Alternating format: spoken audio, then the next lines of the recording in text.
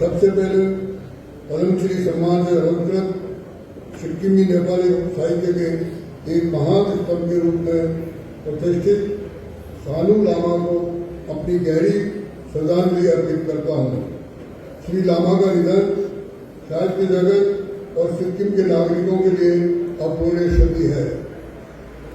साथे यस अवसर में आदि कवि भानुभक्त आचार्य जी प्रति हार्दिक श्रद्धांजलि अर्पण करते नेपाली साहित्य परिसर सिक्किमलाई तानी हार्दिक बधाई दिन चाहूँ छूँ। असले दशकोदेखि यस पर्वलाई निरंतरता करते आएको छ। इस वर्ष भानु जयंती का नारा सिक्किम की स्वर्ण जयंती राष्ट्र की स्वर्णिम उपलब्धि अत्यंत ही प्रासंगिक है। ये नारा केवल सिक्किम राज्य की 50 वर्ष की गौरवपूर्ण यात्रा का प्रतीक नहीं है, बल्कि संपूर्ण राज्य की साझा उपलब्धियां और राष्ट्रीय एकता की भावना का भी प्रतीक है। सिक्किम ने भारत में 22वें राज्य के रूप में सम्मिलित होने के बाद सामाजिक, सांस्कृतिक और शैक्षिक और आर्थिक क्षेत्रों में उल्लेखनीय प्रगति की है। इन 5 वर्षों में सिक्किम ने न केवल अपनी विशिष्ट पहचान को बनाए रखा है, बल्कि भारत की विविधता में एकता की भावना को भी सशक्त किया है। आज जब हम इस सांस्कृतिक विविधता दिवस को मना रहे हैं, हमें ये संकल्प लेना चाहिए कि हम सिक्किम की समावेशी पहचान, भाषाई विविधता और राष्ट्रीय एकता के मूल्यों को और अधिक सुदृढ़ बनाएंगे। भानु जयंती केवल एक सांस्कृतिक उत्सव नहीं है, बल्कि ये हमारी भाषाओं, परंपराओं और का साझा इतिहास के प्रति सम्मान प्रकट करने का अवसर है। भाषा केवल संप्रेषण का साधन नहीं है, ये हमारी सभ्यता, संस्कृति और हमारे इतिहास और हमारी आत्मा की अभिव्यक्ति है। जब हम अपनी भाषा की रक्षा करते हैं तो हम अपने अस्तित्व की रक्षा करते हैं। हमें ये भी कभी नहीं भूलना चाहिए कि जब भाषा मरती है तो संस्कृति मरती है, और जब संस्कृति मरती है तो पहचान खो जाती है। इसलिए आज के दिन हम सभी को ये संकल्प लेना चाहिए कि हम अपनी भाषा को केवल बोलेंगे ही नहीं, बल्कि उसे अपने व्यवहार में भी अपनाएंगे।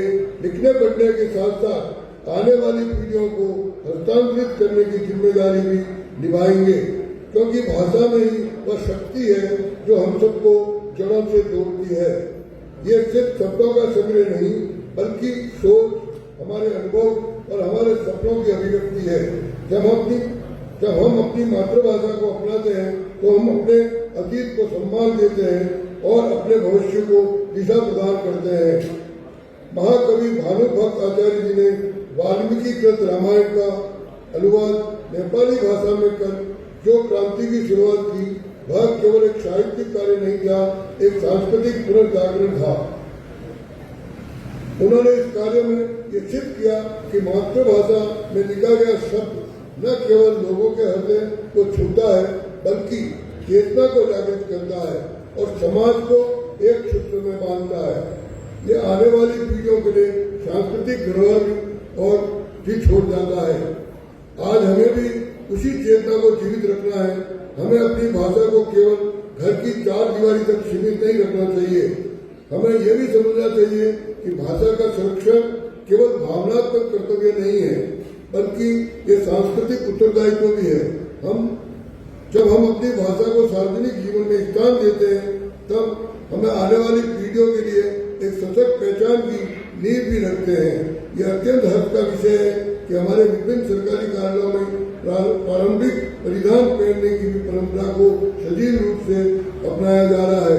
यह हमारी सांस्कृतिक विरासत के प्रति सम्मान का प्रतीक है। यह हमारी विविधता में एकता की भावना को सशक्त करता है। यह हमारी परंपरा हमारी जड़ों से जुड़ाव को दर्शाती है। आने वाली पीढ़ियों के एक प्रेरणा बनती है कि आधुनिकता के साथ साथ अपनी संस्कृति को भी आत्मसात किया जाता है। मैं इस पहल की सराहना करता हूँ और आशा करता हूँ कि परंपरा आगे भी इसी तरह गौरव और उत्साह के साथ निभाई जाती रहे। धन्यवाद। जय भारत, जय सिक्किम।